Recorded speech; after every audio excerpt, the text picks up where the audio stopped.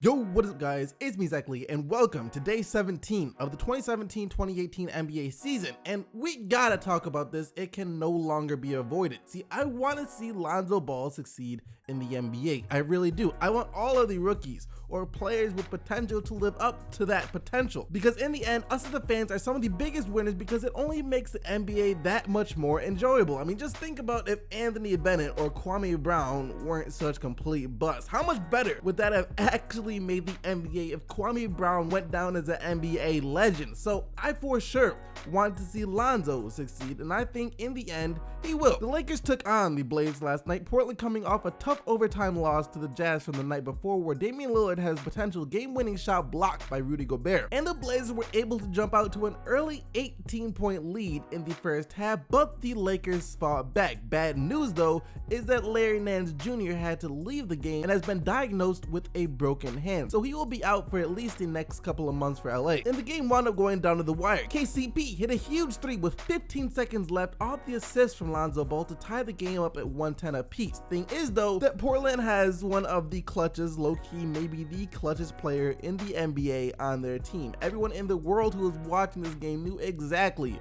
who was getting the ball: Damian Lillard. And this is what Damian Lillard does. I shouldn't even have to tell you that he made it. Less than a second left in the game, Lillard hits the three, and Portland gets the 113-110 win to snap their two-game losing streak. Lillard with 32.6 rebounds, 5 assists, McCollum chipped in 22, and Nurkic had 28 for the Blazers. Meanwhile, Lopez had his best game as a Lakers, scoring-wise at least, with 27, and Kyle Kuzma got a few more minutes after the Larry Nance injury and dropped 22. Lonzo Ball though, 0 points, 3 rebounds, 4 assists, only attempted 2 shots last night. And it's interesting because statistically that is a terrible game. 30 minutes on the court and nothing to show for it in the box score. However, according to the whole plus minus thing, he was still the best player for the Lakers when he was on the court with an overall plus 10 rating. Here's what I see from Lonzo Ball. He's a guy that somehow makes his team better just by being in the game. He doesn't really even have to do anything. Just by being in the game, the other guys on the court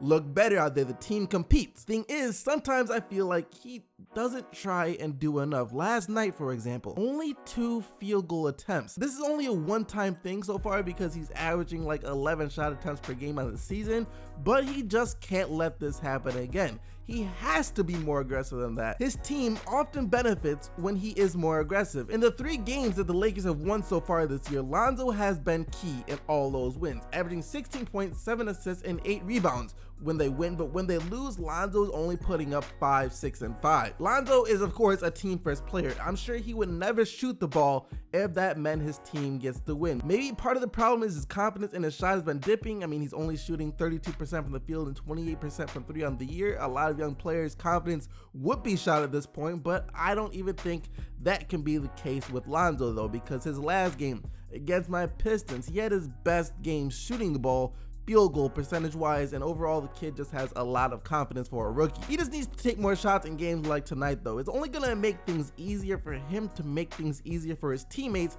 if he becomes an offensive threat as well. Shoot more, Lonzo. The struggles of the Spurs continue without Kawhi Leonard. They started off the season 4-0, but there's only so far you can get, I guess, when your team is missing its ace. But what's really been haunting the Spurs these past few games, more than just missing Kawhi Leonard, has been their shooting. The Spurs haven't been able to make a shot during this losing streak. They only shot 39% from the field last night and 29% from 3. Strange coming from one of the better shooting teams in the NBA. They still built up an early lead though against the Warriors, but early leads really don't mean a thing, especially against Golden State. They can get rid of just about any lead in the blink of an eye, just like they did last night, as Golden State winds up blowing this game wide open and getting the 112-92 win. Curry, KD, and Thompson all did their thing for the Warriors last night, combining for 72 points. And the frustration of the losing streak seems like it took a toll on Popovich last night, as he snapped on a ref after they didn't call McCall for the travel with 4 minutes to go in the game, after Aldridge was just whistled for a travel, doing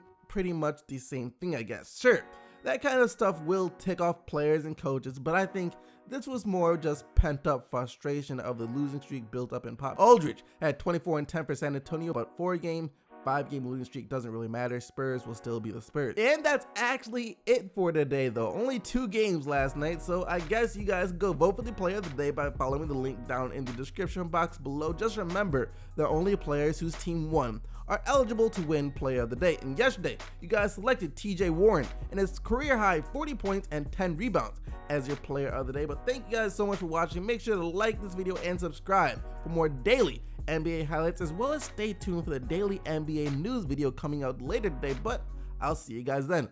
Peace.